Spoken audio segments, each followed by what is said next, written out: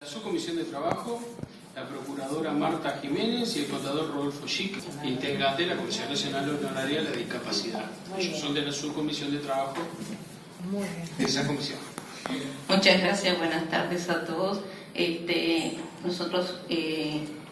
Mi nombre es Marta Jiménez Torres, pertenezco a la Comisión de la Comisión Nacional Honoraria de Discapacidad, el compañero acá, Rodolfo Schick, miembro. Yo también integro la comisión en representación del patronato del psicópata, al cual pertenezco en mi carácter de familiar. El patronato también tiene la presencia de representantes de la sociedad civil y somos dos familiares que estamos dentro del patronato y como patronato estoy delegado ante la comisión.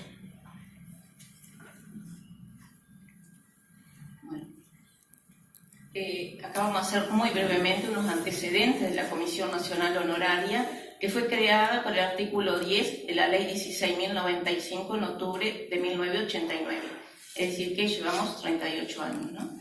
La importancia de la comisión hizo que se incluyera y ratificara su función en la nueva Ley de Discapacidad, número 18.651 de febrero de 2010. Ley que modificó su integración y la puso en el centro de un nuevo paradigma de la discapacidad, manteniendo la participación e inclusión plena en la sociedad civil organizada. Pasó a denominarse Comisión Nacional de la Discapacidad, funcionando en la jurisdicción del Ministerio de Desarrollo Social. Y se ampliaron los conceptos universales sobre el paradigma. Voy a hacer creo que por el horario voy a tratar de ir más rápido porque realmente había preparado más cosas, pero creo que estamos medio ajustados. Acá en la ley 18.651, la ley de protección integral de personas con discapacidad, en el artículo 13 habla de nuestra representación, es decir, que son los delegados de las asociaciones de segundo grado que integramos la comisión, de personas con discapacidad que poseen personalidad jurídica vigente o en trámite. Dicha asociación deberán estar conformada por personas con discapacidad, a excepción de aquellas situaciones en las que las personas no tengan aptitud para ejercer la representación de sus intereses, donde en ese caso podrán ser integradas por familiares directos, curador respectivo. La integración de la comisión, es decir, estamos frente a delegados de organismos públicos y delegados de asociaciones civiles de segundo grado. Esto significa que las asociaciones civiles de segundo grado están compuestas por personas jurídicas. Las de primer grado están compuestas por personas físicas.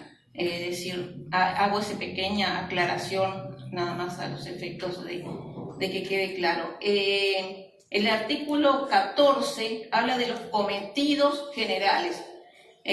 Habla de la elaboración, el estudio y evaluación y aplicación de los planes de política nacional de promoción de desarrollo social, rehabilitación e integración social. Aquí más o menos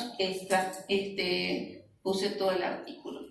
Los cometidos específicos en el capítulo 8 de trabajo, artículo 51, literal F. Se crea en el ámbito de la comisión para dar cumplimiento a la obligación legal la subcomisión de trabajo. Bueno. Después se reglamenta reglamento interno, artículo 2, en el cual la comisión distribuirá aquellos temas que por cometidos ameriten un estudio en profundidad y para ello se formarán grupos de trabajo o subcomisiones. La integración actual de la comisión. No, digo, sobre esto una pequeña acotación. Es decir, estas subcomisiones funcionan con la integración de los propios delegados de la comisión, porque la comisión, es bueno que se sepa que no tiene una estructura técnico-administrativa que permita encarar todas las actividades que, como ustedes vieron por ese artículo que se acaba de leer, son sumamente amplias. Entonces, digo, lo que se ha formado son estos grupos de trabajo que se hacen cargo de problemas de enseñanza, de problemas de derechos humanos, y en lo concreto nosotros trabajamos con los temas de trabajo. Digo esto primero para que se sepa y segundo para una convocatoria que yo sé que Nilda es activa y además participa activamente en la comisión, pero necesitamos de todos nosotros para trabajar porque, bueno, como se hablaba recién, hay un movimiento de llamados laborales y demás, y a veces nos quedamos sin capacidad de respuesta y lo que menos queremos es entorpecer esos llamados que nosotros valoramos mucho que existan, pero tenemos que tener capacidad de respuesta. Decía Rodolfo, la Comisión Nacional Honoraria del Patronato del Psicópata, FUDI, Federación Uruguaya de la Discapacidad. Organizaciones estatales, Facultad de Ciencias Sociales, Banco de Previsión Social, MIDES, PRONADI, en el Programa Nacional de Discapacidad, otra vez la Comisión Nacional del Patronato, y tenemos lo que recién Nilda decía, delegados de organizaciones que no integran la comisión, como por ejemplo UNCU,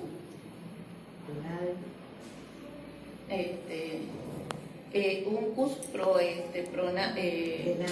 Plenadi, no, pero Plenadi no es invitado, Plenadi no participa en la subcomisión de trabajo. En la subcomisión de trabajo tenemos a UNCU y anteriormente estuvieron la Asociación de Sordos, ¿no? Y el PICNT, que por supuesto también es invitado. Fundamento de la función de la subcomisión.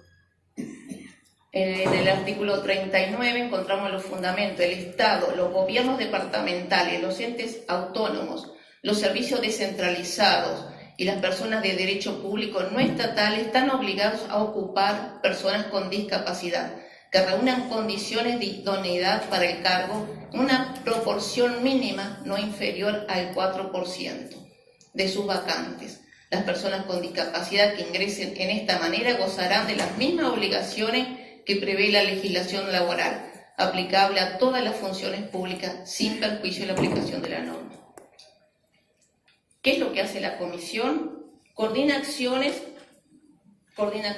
El apoyo en la actuación como veedores de delegados de organizaciones que integran la Comisión Nacional Honoraria de Discapacidad, pero no participa en la subcomisión. Por ejemplo, es lo que recién estaba hablando Rodolfo. Por ejemplo, que nos está ayudando justamente como veedores cuando nosotros no damos abasto, porque este año es un año preelectoral donde hay muchísimos llamados, donde hay veces que tenemos que estar en 3 lugares a la vez. Por ejemplo, Rodolfo recién viene del MIDES, que se abrió, que hubo apertura de sobres, ¿no, Rodolfo? Y el lunes pasado yo estuve en el Banco República, estuvimos los dos en el Banco República, que también hubo llamados para personas con discapacidad, una organización excelente, y la verdad que nos quedamos muy bien impresionados, ¿no? Porque ellos se reunieron previamente varias veces con nosotros, porque se reúnen primero justamente para ver el perfil y que estén dadas todas las condiciones para que la persona con discapacidad estén resguardados sus derechos. Y luego nosotros concurrimos como veedores en las distintas etapas del concurso. Con respecto, decía que nos está ayudando FAP, nos está ayudando el Banco de Seguro del Estado, Plenadi nos ha ayudado y también la Facultad de Medicina. Los delegadas que están naturales en el plenario nos están bajando, ayudándonos a la subcomisión, porque ha sido un año de muchísimo trabajo y por suerte muchísimos llamados para las personas con discapacidad. El término veedor, más o menos todos sabemos de qué estamos hablando, es decir, nosotros tenemos voz, pero no tenemos voto en los tribunales, y de alguna manera nuestro cometido es tratar de garantizar a los postulantes y a las oficinas, a las instituciones que llaman, que se respeten los derechos y que se adapten las pruebas a las necesidades que cada uno puede presentar. Esa es la función del veedor, que requiere mucho tiempo, porque por ejemplo hay concursos que llevan toda una mañana o varias mañanas y tenemos que estar presentes Por eso nuestro pedido reiterado de colaboración.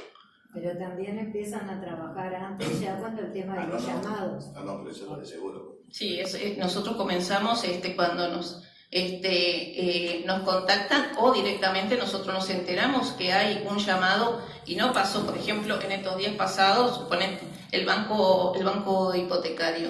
Hay un llamado y nos enteramos que realmente no habían pasado por la comisión, como dice la ley. Bueno, los llamamos y ellos habían interpretado que tenían que pasar después de terminado el llamado. No, primero porque nosotros es la forma de realmente proteger a la institución que está haciendo el llamado y a la vez después proteger a las personas con discapacidad, que el llamado sea de acuerdo a la ley y que estén todos contemplados, que no haya, como alguna vez pasó, algún llamado en la universidad, creo que fue, que era totalmente discriminatorio. Por eso siempre miramos minuciosamente cómo es el perfil que ellos están llamando, para justamente aconsejar que esté contemplada la persona con discapacidad. Fundamento legal de la función de la subcomisión, por el artículo 51. Literal A define las vacantes para cubrir esa cuota de reserva. Literal B, incumplimiento genera sanciones para los responsables de los organismos. Literal C, la Oficina Nacional de Servicio Civil será responsable del incumplimiento. Literal D, la Oficina Nacional de Civil deberá elaborar un proyecto de reglamentación con alcance para los organismos del Poder Ejecutivo. Esto dice la ley y el decreto, y la reglamentación se llevó a cabo por el decreto 79 del 2014. Fundamento legal, el artículo E. El resto de los organismos del artículo 49 deben dictar sus propios reglamentos a efectos de aplicar la normativa para la inserción laboral de las personas con discapacidad. Régimen de ingreso. Los ingresos para las personas con discapacidad se realizarán en régimen de provisoriato por el término de 15 meses de conformidad con las reglas generales aplicables para el ingreso de la función pública. Artículo 90, Ley 19.121. Artículo 5. Procedimiento. Los organismos del Estado deberán, con la Oficina Nacional del Servicio Civil y la Contaduría General de la Nación, la cantidad de vacantes de cargos presupuestados y funciones contratadas en cualquier escalafón. Artículo 7. Información de incumplimiento. Anualmente, la Oficina Nacional del Servicio Civil solicita informe a los organismos sobre la cantidad de vacantes y el monto decreto correspondiente que se hayan generado u provisto con personas por discapacidad. Es decir, este es un seguimiento que lo hace la Oficina del Servicio Civil y que siempre está en contacto con nosotros. Justamente cuando nosotros vamos a los ministerios, la Oficina del Servicio Civil también tiene que estar allí como veedora principal, ¿no? Síntesis del reglamento artículo 49 y 50, el decreto 79 del 2014, artículo 8, planificación de los recursos humanos. Los recursos deberán incluir en la planificación necesidades de recursos humanos, los puestos a ser provistos por personas con discapacidad, especificando claramente la descripción del cargo, esto es lo que estábamos hablando recién, los perfiles necesarios para su desempeño, como el detalle del lugar físico donde prestará servicio la persona con discapacidad seleccionada. La información deberá ser remitida a la Comisión Nacional Honoraria de la Discapacidad, quien podrá asesorar y aconsejar las medidas convenientes y proponer las adaptaciones que estime necesario para llevar adelante las pruebas en el caso de la selección por concurso. Esto era lo que recién Rodolfo hacía la aclaración, ¿no? De los perfiles y cuál es nuestro trabajo allí. El artículo 9, solo podrán participar aquellas personas con acreditación, estar inscritas en el registro de las personas con discapacidad que funcionan en la Comisión Nacional Honoraria de la Discapacidad. Esto es muy importante, esto es casi fundamental. Las personas deben estar inscritas en el registro de las personas con discapacidad para poder tener derecho a dar el concurso. Es un requisito excluyente. El no estar inscritos en el registro significa que no podrán concursar.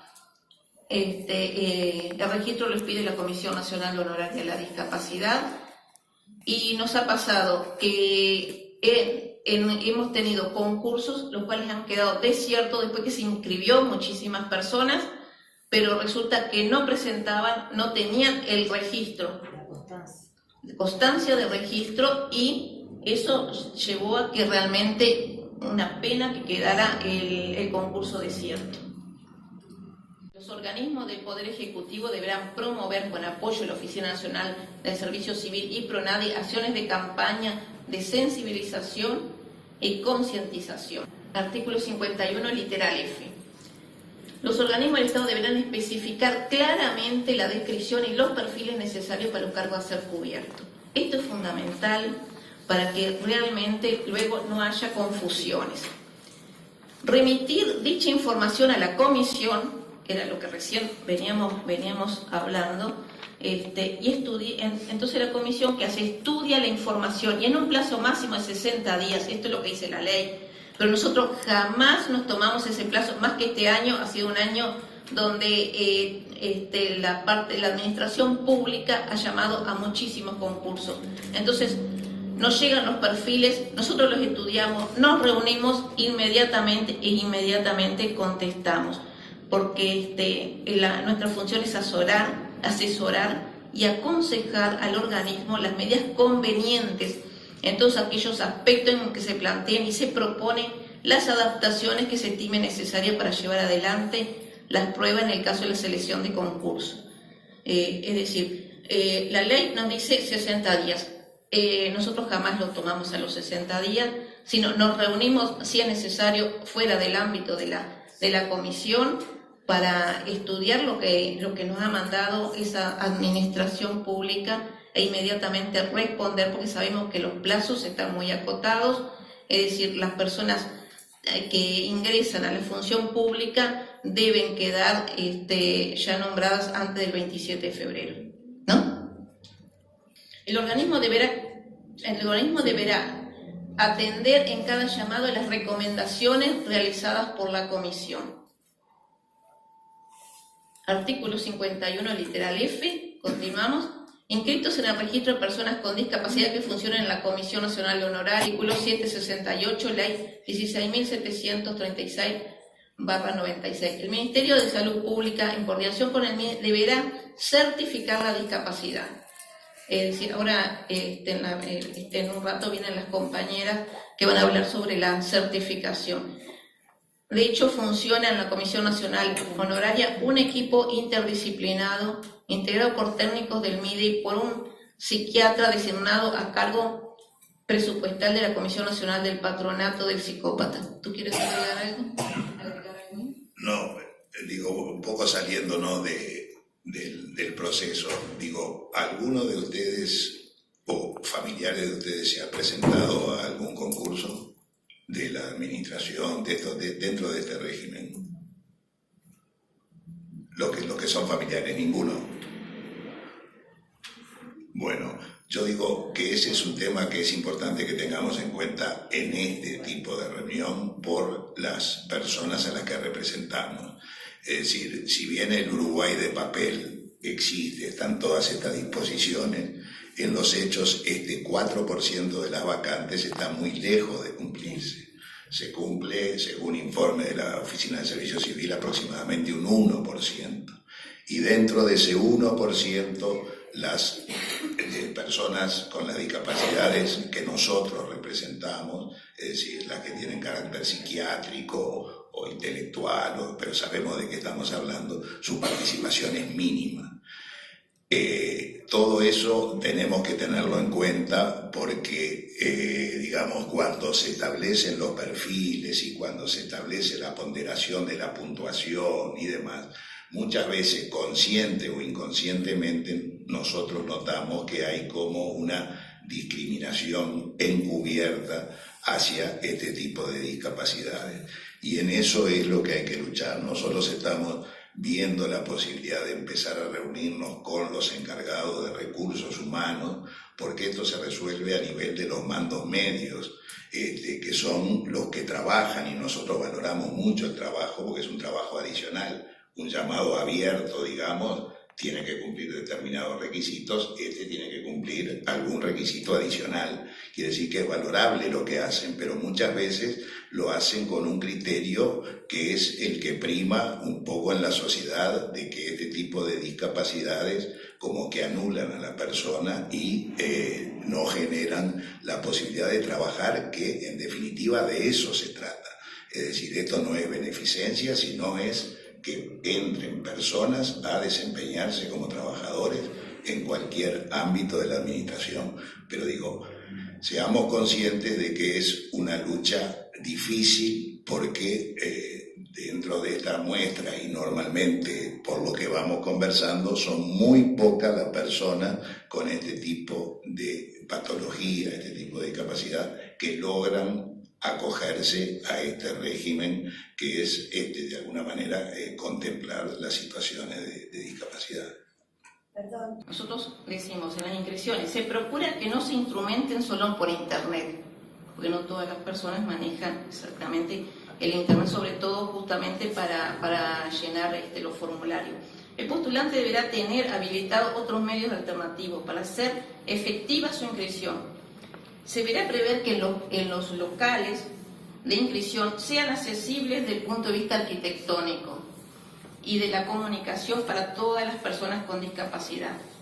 Nosotros hemos desarrollado un formulario que justamente a las instituciones que van a consultarnos, nosotros se lo entregamos, el formulario para que sirve como ayuda. Es pensamos que para el próximo año, que no vamos a tener tantos llamados, vamos a elaborar más de uno y poder arreglarlo un poco más, ¿no? Justamente. Capaz que leerlo porque no sale. No sale a leerlo. Bueno. Apoyo necesario para las pruebas. A efectos de tomar las providencias que se hagan accesibles el desarrollo de las pruebas, se requiere información relacionada a los elementos del apoyo necesario para que el concursante pueda desempeñarse con autonomía e independencia. Entonces nosotros le decimos que justamente ellos que pidan, que marquen con una X, micrófono para recibir las instrucciones, intérprete de lengua de señas, el magnificador de pantalla, texto con letras amplias, programa de computación JOS, adecuación de la altura de la mesa para la silla de rueda, mouse del lado izquierdo o derecho, y bueno, si quiere especificar algo más, para que la institución tenga cabal idea de cuál es la discapacidad que tiene el concursante. Esto también tiene una razón de ser, porque muchas veces vienen de las oficinas y dicen, bueno, nosotros necesitamos hacer un llamado para personas sordas, porque las características del cargo las personas sordas las pueden desempeñar. Y los llamados son universales, son para personas con discapacidad. Incluso, de hecho, el registro no establece el tipo de discapacidad que la persona registrada tiene. Entonces, para suplir eso, se creó este formulario de los apoyos que cada uno puede requerir en el momento de la prueba, porque es importante saber si hay que contratar a un intérprete de lengua de señas o si hay que disponer de algún otro tipo de apoyo.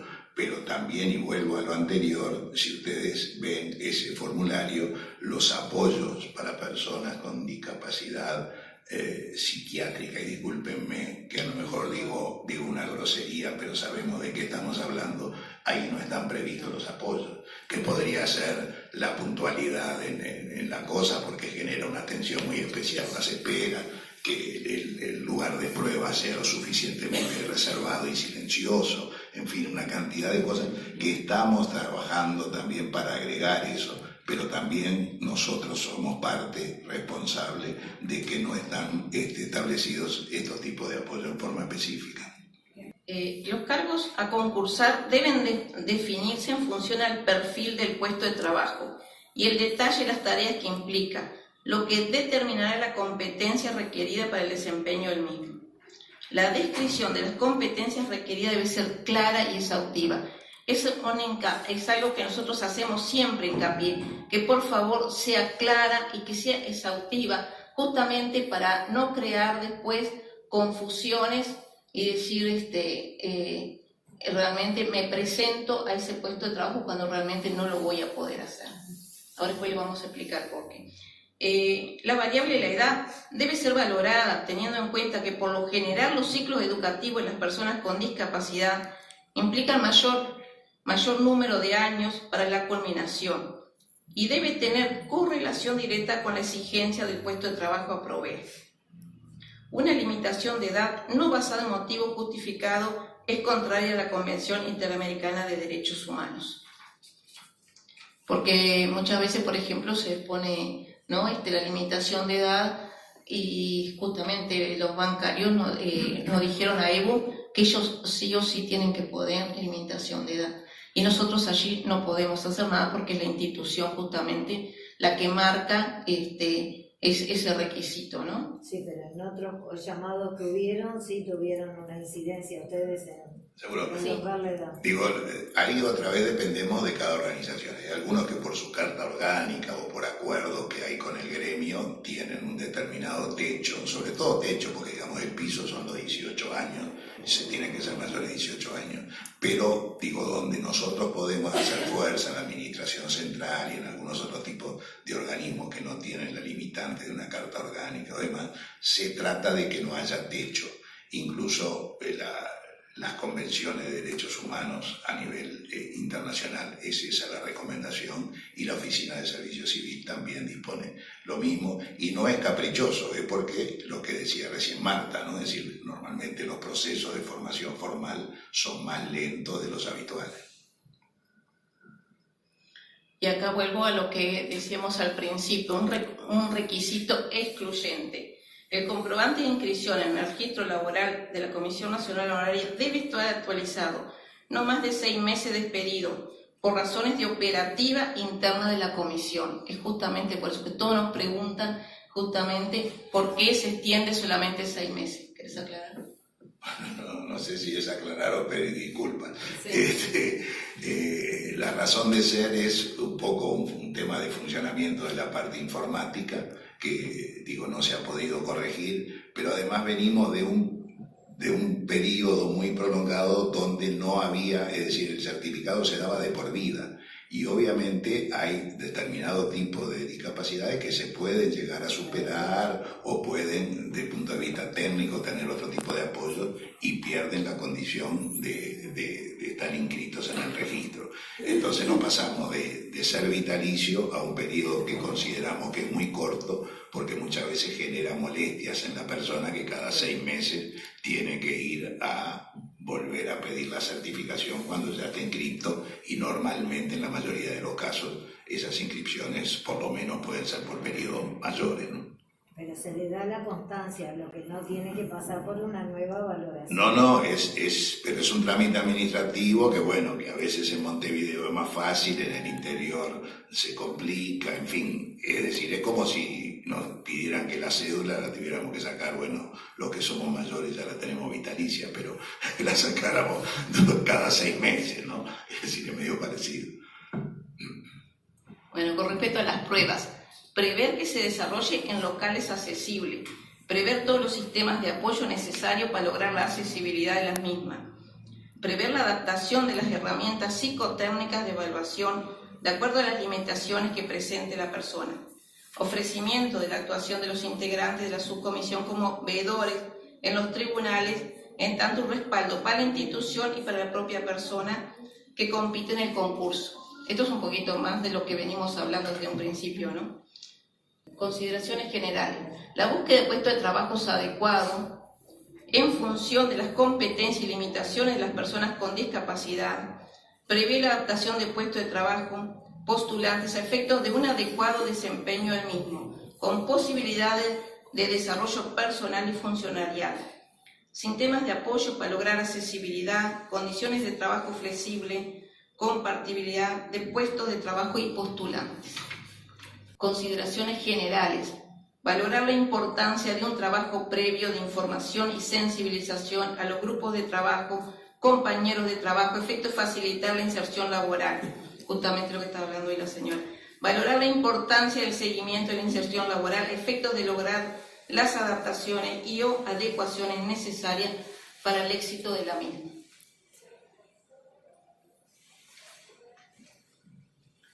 Seguimiento de la inserción laboral. Dar cumplimiento al artículo 51 literal H, por el cual cada organismo público debe crear un dispositivo que vele por la adecuada colocación de la persona con discapacidad en el puesto de trabajo. Este dispositivo deberá contemplar las adaptaciones necesarias para el adecuado desempeño de las funciones, así como la eliminación de barreras físicas y del entorno social que puedan ser causantes de actitudes discriminatorias.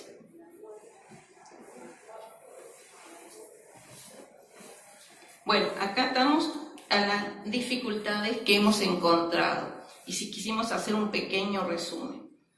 Los puestos de trabajo con tareas de alta complejidad. Es decir, ¿querés aclarar?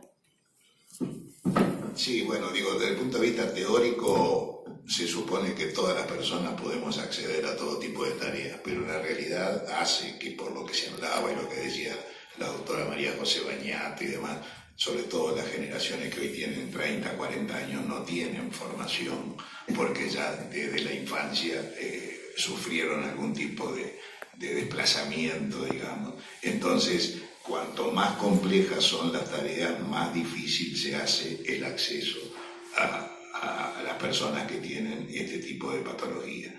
Entonces digo, bueno, esos llamados como que en los hechos es bien excepcional que puedan ser llenados y cuando son llenados las reacciones que hemos visto es como que para los futuros compañeros de trabajo como que les genera un problema adicional. Pero digo, es una realidad hoy, obviamente esperemos que pueda cambiar. La tercerización de los servicios para aquellos puestos de baja complejidad de tareas que podrían ser desempeñados por personas con limitaciones intelectuales. Hemos visto varias instituciones que tercerizan el servicio y bueno, y entonces no existe un llamado justamente para personas con limitaciones intelectuales. La alta exigencia del nivel educativo, que muchas veces no se correlaciona con las habilidades y competencias requeridas para el puesto de trabajo. ¿Quieres aclarar? No, eso muchas veces para tareas de auxiliar, ya sea auxiliar de servicio, auxiliar administrativo, se exige bachillerato. También nosotros en ese intercambio previo de aprobación, digamos, de la base del concurso, tratamos, al igual que el tema de la edad, de que se baje la exigencia de acuerdo con el tipo de tarea a realizar. Pero también es, no digo una lucha, pero un forcejeo importante porque se tiende a que bachillerato sea una exigencia casi generalizada, cuando en los hechos muchas de las tareas no requieren tanta formación. Entre las dificultades percibidas hemos encontrado discriminación encubierta para la contratación de personas que presentan limitaciones para el relevamiento, consecuencia de la patología psiquiátrica. El relacionamiento, no sé qué. Digo, la definición de relacionamiento es para englobar un poco lo que nosotros estamos representando, ¿no? Nuestros familiares, de alguna manera, su discapacidad se manifiesta a través de mayores dificultades en el relacionamiento de las que normalmente tenemos los seres humanos, ¿no? Entonces digo, eso es otra vez lo que hablábamos hoy al principio, de que hay una discriminación encubierta o no contra este tipo de patología. Hemos encontrado también dificultades en la adaptación a las pruebas psicotécnicas. También hemos encontrado en la accesibilidad arquitectónica y en las barreras de transporte. Las reflexiones. hemos hecho nosotros en el trabajo de este último año que ha sido tan intenso. Persistencia en el imaginario colectivo de una percepción de la discapacidad desde un modelo médico o caritativo y no desde la óptica de los derechos. Enfermedad y discapacidad. Reticencia y prejuicios para considerar a la persona con discapacidad un trabajador productivo. Sobreprotección familiar. La integración social laboral responde también a las oportunidades reales que ha tenido la persona de integrarse a nivel familiar. Bueno, y otra es la pensión de invalidez servida por el BPS. Muchas veces actúa como freno a la motivación personal y familiar, tanto para acceder a un trabajo como para progresar en él. Hoy creo que se habló en las personas que tienen pensión por invalidez, es decir, no pueden acceder a un trabajo cuya retribución supere 3 veces el monto de esa discapacidad. Entonces, muchas veces no se presentan y hay otros casos que después que ingresan al trabajo no le conviene ascender porque pierden la pensión. Cosa que también está establecido en las disposiciones, obviamente excede las competencias de la subcomisión, pero por lo menos es bueno que tomemos conciencia de que ese es un problema que tendríamos que superar, porque son 2 cosas que corren por carriles diferentes y no podría operar una como un obstáculo para el desarrollo laboral. Pero digo, esa es una realidad que hoy juega. Y si me permitís, Marta, otra cosa que se da y que yo creo que es bien opinable, pero por lo menos es bueno que lo tengamos en cuenta, que estos llamados califican como, creo que es lógico, la experiencia laboral. ¿Y qué pasa? Se crea como un submercado de trabajo, porque muchas de las personas que se presentan a los llamados ya ingresaron a la administración haciendo uso de este mecanismo. Entonces, digo, es como que se forma un submercado, porque esa experiencia obviamente se califica, es válida, pero también le pone un límite porque van a tener menor calificación a aquellas personas que no tienen experiencia. Son disposiciones, reitero, es bien opinable, pero en mi opinión personal, yo creo que ese tipo de experiencia tendría que ser calificado o valorado de alguna forma diferente, y también no le podemos a nadie limitar las posibilidades de ascender en su vida, de acceder a trabajos mejores, pero digo, hay que comparar eso con aquellos que están sin trabajar y que están en situación de notoria desventaja porque su experiencia es 0, ¿no? Aquello de inútil sin experiencia, bueno, lamentablemente se da muchas veces, y acá, además, la Oficina de Servicio Civil, cuando hace su informe, solamente suma los ingresos, pero no resta los egresos de aquellos que, habiendo ingresado en años anteriores, dejan un puesto de trabajo para cambiar a otro. Quiere decir que también la información de ese 1 y pico % que anda rondando no toma en cuenta los negativos de los que renunciaron y ya hicieron uso del mecanismo de la ley. Sí, un ejemplo claro, por ejemplo, que es que un compañero que estaba en la comisión, él estaba por el PCNT y venía por la OCE.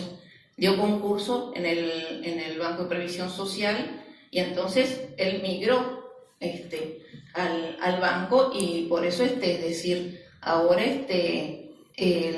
y eso es lo que a veces la Oficina de Servicio Civil no toma en cuenta. Dice, entró en el BPS, pero no toma en cuenta que ya él estaba haciendo uso de su cupo del 4% en la OCE. No sé si les quedó claro, era para reafirmar lo que decía Rodolfo. Seguimos con las reflexiones y consideramos los avances, porque bueno, dimos primero la parte negativa. La administración pública, de acuerdo al artículo 49, ha iniciado desde hace varios años un proceso técnico-administrativo para cubrir la cuota de reserva mínima obligatoria del 4% de vacantes. Gradualmente las oficinas de recursos humanos se van sensibilizando frente a las necesidades específicas y ajustes necesarios para que la inserción laboral de personas con discapacidad sea exitosa. Piden apoyo para formar y sensibilizar al personal, especialmente para los futuros compañeros postulantes a la comisión y a Pronadis. Es decir, tenemos un caso claro que en estos días, por ejemplo, está ingresando la gente que fue que salió en el banco hipotecario, y nos están pidiendo ayuda para que justamente al ingresar, dado el concurso de 2017, para sensibilizar al resto del personal frente a una persona que viene con discapacidad. La UNCU, programa Ágora, brinda también apoyo gratuito para la adaptación de puestos de trabajo y de las personas ciegas o baja visión.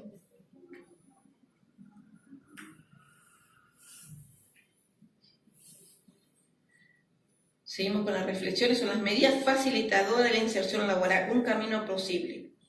Preparación para los jóvenes del trabajo con discapacidad, que tengan una actitud hacia el trabajo. Formación específica en la función de sus habilidades, destreza y el desarrollo de su capacidad y competencia.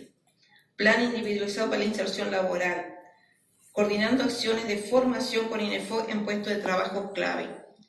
Y estos días esto también lo vimos, como mencionamos anteriormente, en el concurso del Banco República.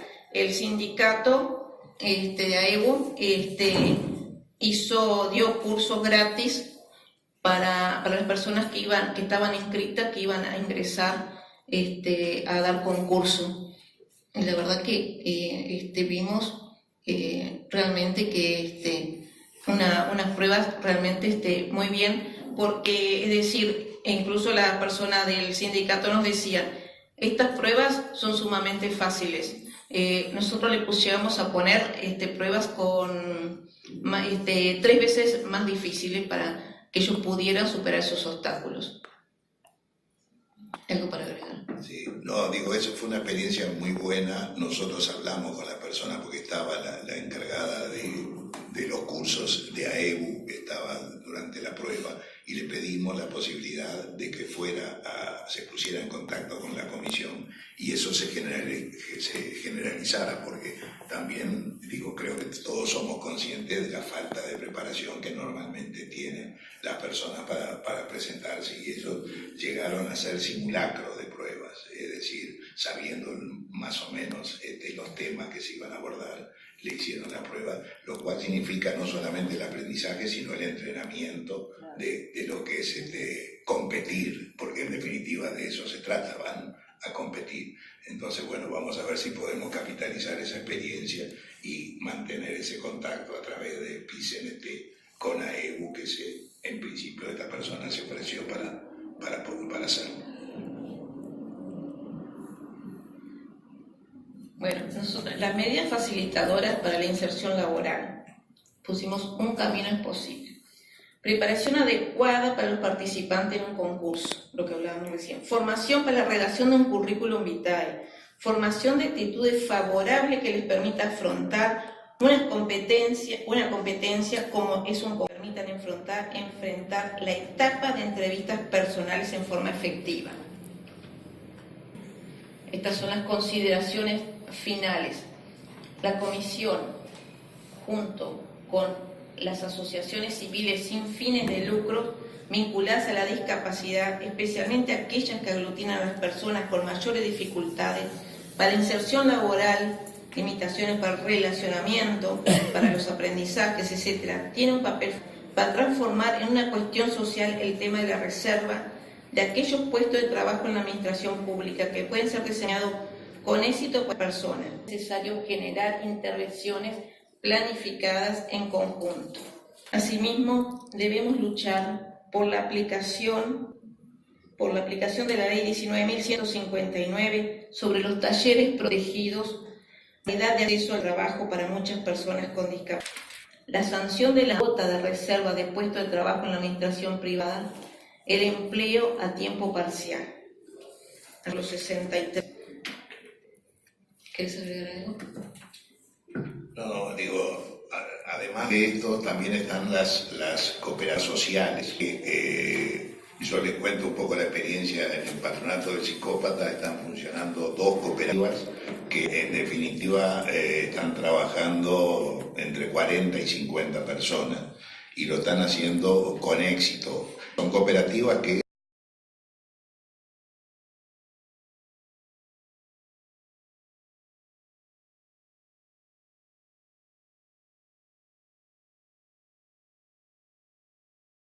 también una modalidad que me parece que para nuestros familiares es bastante accesible, digamos. Queremos invitar a FUAP que el próximo año esté con nosotros en la subcomisión de trabajo. Muchas gracias por todo. Gracias a ustedes.